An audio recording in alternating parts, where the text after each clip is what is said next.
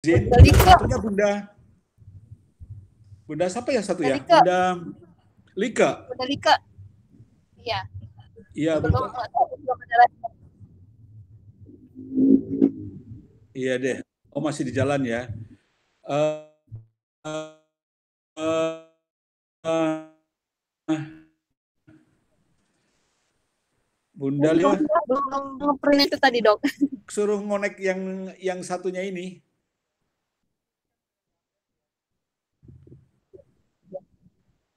Oh, jauh. Gimana? Gimana, Bang? Halo, bagaimana? Yang Bunda Lika-nya mohon dikonfirmasi ya, suruh masuk ke sini. Ya. Terima kasih. Oke, bismillahirrahmanirrahim. Assalamualaikum warahmatullahi wabarakatuh. Saya akan buka ya presentasi ya.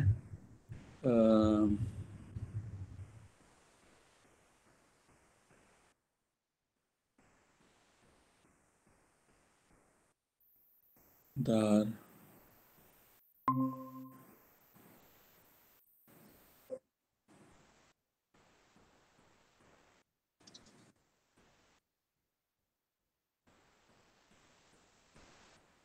Sekarang masuk di memahami bagaimana tumbuh kembang otak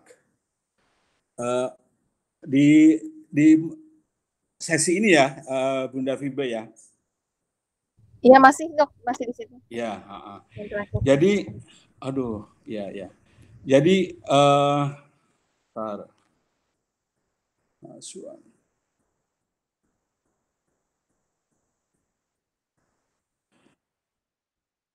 kemarin kita sudah banyak belajar tentang neuron, tentang bagaimana sinaptik ya. Sekarang kita masuk di 9 tumbuh kembang otak. Oke, Bunda. Di sini kan? Nah, di 9 tumbuh kembang otak itu gini caranya, Bun. Ya. Jadi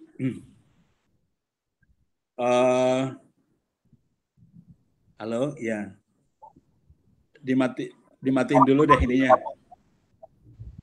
Ya, mic-nya dimatiin dulu. Ya.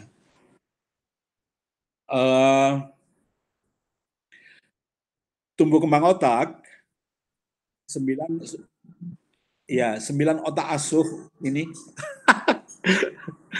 Bentar. Mic-nya siapa yang ngebuka ya? Mau dimatiin dulu ya, oke ya. Oke, biar bersih aninya. Jadi 9 otak asuh ini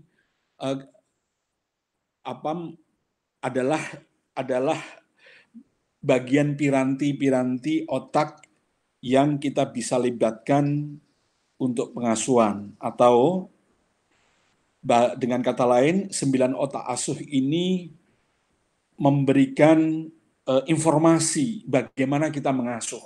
Ya. Seringkali kita belajar parenting, namun proses belajarnya sering acak ya, belum komprehensif. Neuroparenting mencoba untuk memberikan proses belajar dan praktek bagaimana mengasuh anak secara komprehensif. Oke. Secara runut ya. Nah, sekarang ada program neuroparenting yang bisa diambil per paket ya, ada 9 paket. Ada 9 paket di dalamnya yang bisa ngambil, tapi harus runut ya, karena prosesnya agar bisa dipelajari secara utuh terus bisa dipraktekkan. Nah, salah satu yang bisa memandu kita untuk mengasuh anak adalah aktivitas otak. Aktivitas otak yang mana aktivitas otak anak. Ya, dari seluruh tumbuh kembang otak anak, saya mengambil 9 otak ini sebagai pemandu kita untuk mengasuh anak. 9 otak ini laksana sebuah piranti, sebuah alat, ya. oleh karenanya perkembangannya tidak bersama-sama 9 otak ini, ya, tahap demi tahap, maka otak ini kita jadikan sebagai alat untuk mengasuh, okay? Sebagai pemandu untuk merencanakan kegiatan pengasuhan. Ada 9 otak anak, kalau teman-teman sudah membaca, ya, runutannya 9 otak anak itu berdasarkan proses tumbuh kembang otak. Yang mana proses tumbuh kembangnya itu otak targetnya adalah, petunjuknya adalah otak yang sudah matang. Bahasa saya matang itu sudah bisa diasuh, ya. Jadi pada saat anak melahir itu ada semua otak mulai berkembang, tapi yang sudah matang atau siap menerima stimulan, atau bahasa yang lainnya siap diasuh, itu masuk di dalam 9 otak asuh itu. Oke. Maka karena 9 otak asuh ini, halo? Halo? Masih bisa masuk? Halo? Halo? Bisa Masih ya? Dok, Oke. masih. Minta feedbacknya. Jangan sampai putus atau apa gitu ya. Iya. Karena nggak Masih ada masih. kontrolnya di Meet ini. Iya, iya. 9 otak asuh ini, sekali lagi 9 otak asuh ini piranti otak anak, yang cara tumbuhnya bertahap, tidak langsung satu kali. Oke. Mulai dari lahir terus berkembang terus, ya, sampai perkembang tumbuhnya itu sampai usia rata-rata 21 sampai 24 tahun, ya. Selanjutnya dia akan melakukan perkembangannya dengan neuron-neuronnya yang menyambung, ya. Jadi kalau 0 sampai 21 tahun sampai 24 tahun itu otaknya berkembang dari kecil jadi besar gitu. Lihat itu jadi 1 bulan, ya, apa, dari terus 5 minggu berarti 1 bulan lebih, terus kemudian menuju ke otak anak-anak, ya, otaknya tumbuh. Berkembangnya gimana? Berkembangnya neuronnya saling menyambung, gitu ya. Kalau tumbuh itu bertambah sel-sel akhirnya jadi besar sesuai dengan standar pertumbuhannya. Kalau berkembang, neuron-neuronnya saling connecting, ya, saling nyambung membentuk sambungan-sambungan, membentuk sinaptik yang jumlahnya triliunan, gitu ya. Nah, tahapan otak yang tidak bersama-sama tumbuhnya ini memberikan pemandu kepada kita untuk membuat perencanaan pengasuhan anak. Ini ya. Jadi teman-teman kalau mempelajari 9 otak asuh jangan dihafal, ya, jangan dihafal, gitu ya. Caranya adalah sesuaikan dengan aktivitas otak anak, ya, aktivitas anak. Misalnya anak kita masuk 1 tahun, otak apa yang ini berkembang ya, gitu ya. Ini otak batang otak, cerebellum, otak amigdala. Terus Anda melihat otak amigdala fungsinya apa, batang otak fungsinya apa, cerebellum fungsinya apa. Oke, dari situ Bunda membuat satu perencanaan pengasuhan yang berhubungan dengan fungsi otak tersebut. Itu artinya apa? Perencanaan pengasuhan yang Bunda siapkan dan akan Bunda jalankan untuk anak-anak itu inline dengan tahapan tumbuh kembangnya. Artinya apa? Tumbuh kembang otak mendapatkan stimulan lingkungan yang sinergi dengan usia pertumbuhannya mereka sehingga dia menjadi maksimal cara tumbuh dan berkembangnya. Itu ya. Di sinilah letak apa namanya, keteraturan, apa, desain materi-materinya, pengasuhan betul-betul memiliki pijakan yang kuat, ya. Terus kemudian dari situ teman-teman bisa nambahin gitu ya, misalnya kalau otak emosi, ya, otak emosi itu yang kita berikan stimulus, yang kita berikan rangsangan pada anak-anak yang membuat anak itu nyaman. Kira-kira aktivitas apa aja yang membuat anak itu nyaman, dan menjauhi yang ngancam, ya, menjauhi yang yang menakutkan, gitu ya, dijauhi. Oke. Terus kemudian di anak 1 tahun itu aktivitas batang otaknya sebelumnya sudah bagus, kayak gitu ya. Kira-kira pengasuhan seperti apa yang bisa menyentuh batang otak, yang bisa menyentuh secara belum. Nah, itu berhubungan dengan aktivitas batang otak dan aktivitas secara belum. Teman-teman bisa melihat. Begitu cara belajarnya terus sampai usia di 7 tahun. Nah, ini fundamentalnya, teorinya, pijakan teorinya dari risetnya Grantham, ya, tahun 2007 dia merilis satu diagram tumbuh kembang otaknya, ya. Kalau teman-teman melihat ini memang agak ribet sekali, ya, maka saya sederhanakan jadi ini. Ya udah, saya sederhanakan jadi ini, bahwa otak itu berkembang secara umum berkembang dalam 3 tahapan, ya. Masing tahapan itu ada berkembang ini, ya, bisa jadi. Tapi secara umum Grantham ini memberikan informasi ada 3 tahapan yang harus kita perhatikan, ya. Tahapan 0 sampai kurang lebih 7 tahun, ya. 7 tahun sampai 12 tahun, ya. 12 tahun itu sinergi dengan 13-14 tahun, ya. Jadi gini, ketika otak anak usia 12 tahun itu perbedaannya dengan 13 tahun, 14 tahun tidak terlalu signifikan, gitu ya. Tidak signifikan. Sehingga dibandingkan dengan usianya 15 tahun sudah berubah banget, gitu ya. Bisa jadi di 14 tahun itu ada bagian otak yang melakukan satu transisi, bisa jadi, ya, untuk mengarah ke 15 tahun. Maka anak-anak di 14 tahun itu seringkali karakternya sudah model di 15 tahun, ya. Misalnya dia sudah semakin berani ngambil keputusan, ya, semakin berani ngambil risiko, seperti itu, ya. Maka dari itu di dalam diagram 9 otak asuh ini saya ngambil di 14 tahun. 14 tahun itu artinya teman-teman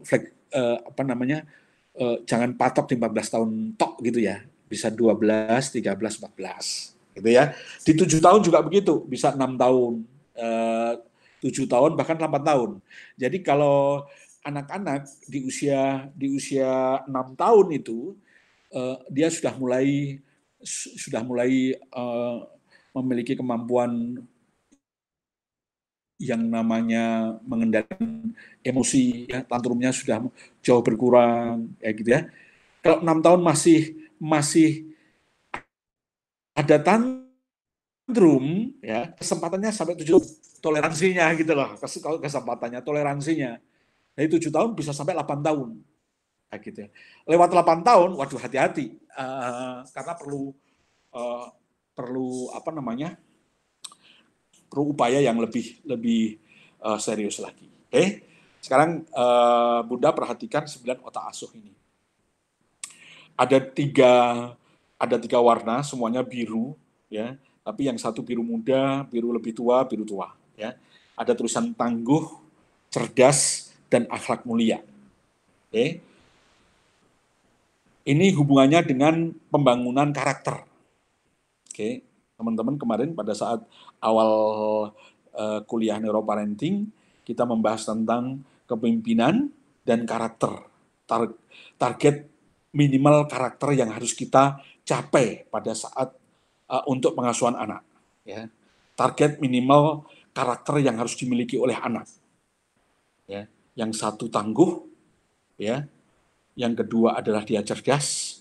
Yang ketiga dia memiliki akhlak mulia. Ini 3 karakter yang harus dimiliki oleh anak. Ya, ya akhlak mulia termasuk bisa bekerja sama, ya, bisa bertanggung jawab, itu kan akhlak mulia itu. Ya. Cerdas, cerdas termasuk di dalamnya adalah keterampilan problem solving, ya, keterampilan ngambil keputusan, gitu ya.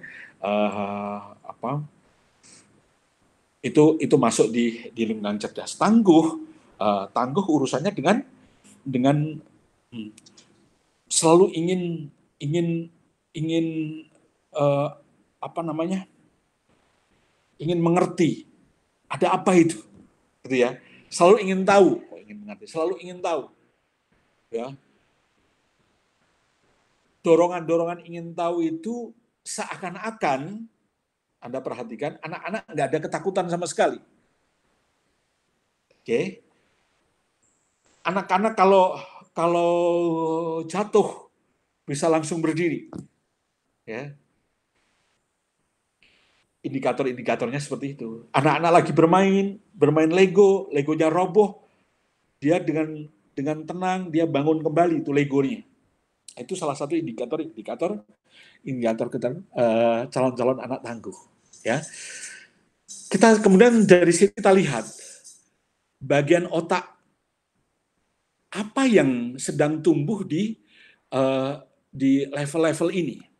Oke, ternyata Bunda 0 sampai 7 tahun itu hampir sebagian besar otak sudah tumbuh di usia itu. Ya, ada yang sudah tumbuh sempurna, ada yang sudah tumbuh, eh, ada yang sudah tumbuh perlu perkembangan lagi, ya, karena belum selesai, kayak gitu ya. Bahkan yang namanya prefrontal cortex (PFC) di situ ada di garis warna biru yang paling terakhir itu, ya, ketika anak usia 6 tahun, PFC itu sudah mulai Anda beri materi-materi pengasuhan yang berhubungan dengan PFC, ya, pengambilan keputusan, memilih mana yang baik, mana yang buruk, itu sudah bisa sampai mulai 6 tahun. Oke, teman-teman perhatikan ada 9 otak ini, ya, mulai anak lahir, otak ternyata sudah tumbuh dan berkembang kurang lebih 40-45%. Yang berkembang di 40-45% itu adalah batang otak, dalam hal ini adalah eh, kalau kalau kita mengontrol batang otaknya anak itu bagus atau tidak, ya, kan nggak mungkin kita gotong-gotong langsung ke rumah sakit, langsung scanning, kan nggak, kan gitu kan. Ada sistem, ada cara-cara sederhana untuk mengontrol batang otaknya anak, oke, gitu ya. Kontrolnya apa? Kontrol tuh sensorik motoriknya,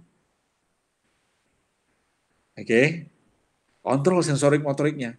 Karena saraf-saraf sensorik motorik itu sebagian besar adalah melewati batang otak, gitu ya Bun.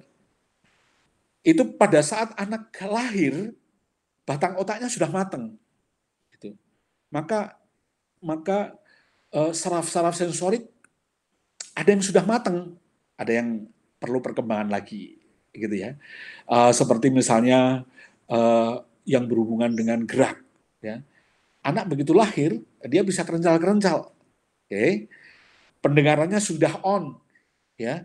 Indera pembaunya sudah on, oke. Matanya yang belum on, taktilnya yang belum on, indera peraba belum on, indera perasa panas dinginnya juga belum on. Ya, butuh waktu berapa saat kemudian.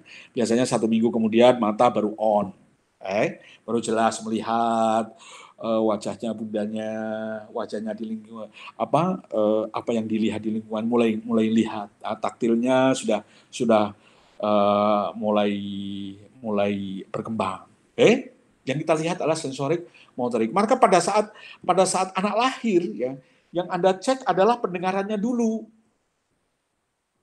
Materi-materi pengasuhan harus tertuju pada pengasahan-pengasahan batang otak. Dalam hal ini adalah saraf-saraf sensorik dan motorik. Seperti misalnya yang kita cek adalah saraf pendengaran, karena saraf pendengaran itu sudah on sejak anak itu usia 4-5 bulan dalam kandungan. Berarti pada saat dia lahir sudah matang banget. Nah, maka ada tes pendengarannya. Salah satu sebelum dites biasanya kita rangsang dulu kan gitu ya. Salah satu rangsangan yang dianjurkan oleh Rasulullah adalah azani di telinga kanan, iqomati di telinga kiri. Anak baru lahir jangan suruh melihat, dia nggak melihat ya. Dia hanya melihat mamanya itu, kalau bibirnya itu hanya garis lurus, kalau pas mamanya ngobrol, garis lurus itu bisa bengkok-bengkok begitu. Tapi pendengarannya sudah jelas. Suaranya mamanya gitu, bukan dari suara mamanya. Yang dikenalin anak ketika dia lahir, yang dikenalin pertama adalah suara jantung. Jantungnya siapa? Jantungnya mamanya. Maka ketika dipeluk oleh sang mama, dia jadi tenang karena dia pikir oh ini mamanya. Dia sudah sering dengar pada saat dia di dalam kandungan suara jantung. Yang kedua adalah penghidup, ya, baunya dicek. Yang paling enak itu pendengaran dicek. Setelah azan dan iqomat, Anda bisa cek. Misalnya berapa hari kemudian, apalagi anak kalau sudah mulai buka mata dan lain sebagainya, Anda berikan bunyi-bunyi kering atau apa gitu ya. Itu sangat mudah ditangkap oleh anak. Apalagi kalau nanti anak sudah terantanan, sudah berangkang gitu ya. Ada pakai mainan kerincing, dia langsung nengok sih bahwa berarti itu pendengarannya oke. Ya, begitu cara. Ada cara-cara yang sangat simpel.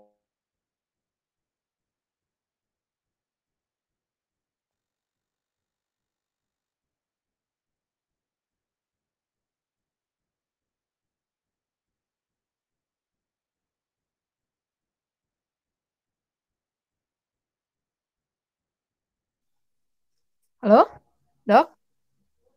Putus, Dok?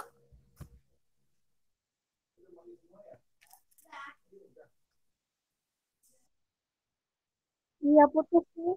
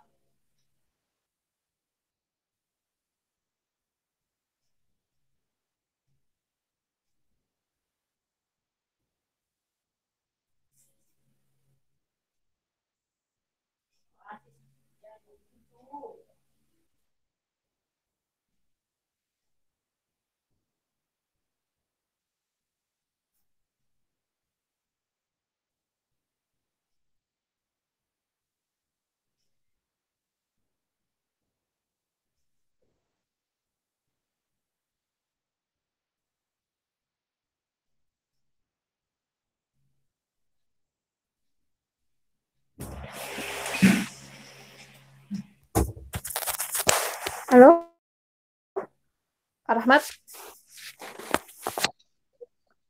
Maaf, saya mau keluar ruangan dulu. Saya masih takutnya nanti saya nggak ketinggalan info. Nanti kalau ada ganti itu kalau infonya ke grup juga kali ya, Kak. Makasih, Pak. Maaf.